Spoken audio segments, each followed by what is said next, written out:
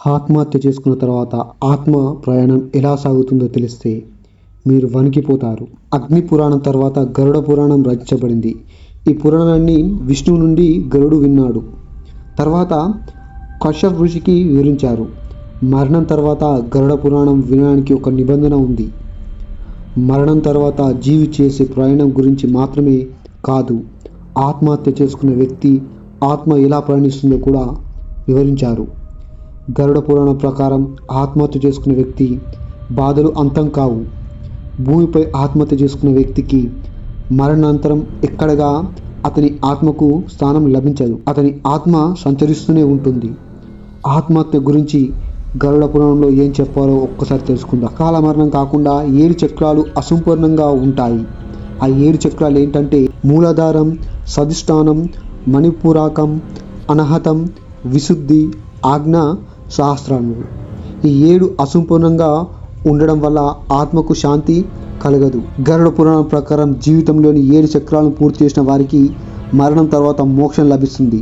అయితే ఎవరైనా ఒక చక్రాన్నైనా సరే అసంపూర్ణంగా వదిలేస్తే అతను అకాల మరణాన్ని ఎదుర్కోవాల్సి ఉంటుంది.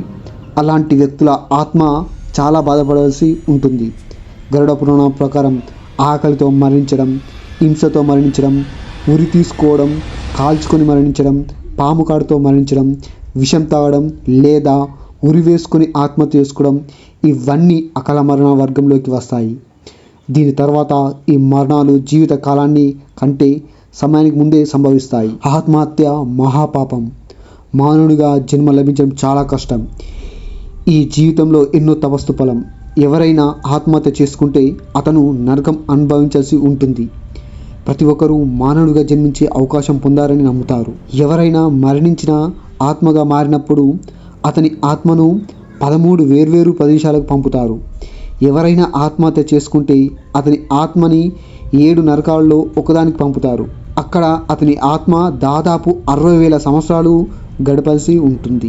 ఆత్మహత్య చేసుకున్న వ్యక్తి ఆత్మ తిరుగుతూనే ఉంటుంది. ఆత్మలు సాధారణంగా 3 నుండి 40 రోజులలో మరొక శరీరాన్ని తీసుకుంటాయి. ఆత్మహత్య చేసుకున్న వారి ఆత్మలు చాలా కాలం పాటు తిరుగుతూనే ఉంటాయి. గరుడ పురాణం ప్రకారం ఆత్మహత్య అంటే దేవుడిచ్చిన జన్మని అవమానించినట్టే అని వర్ణిస్తారు. కనుక ఆత్మహత్య చేసుకున్న వారికి స్వర్గం లేదా నరకం స్థానం లభించదు.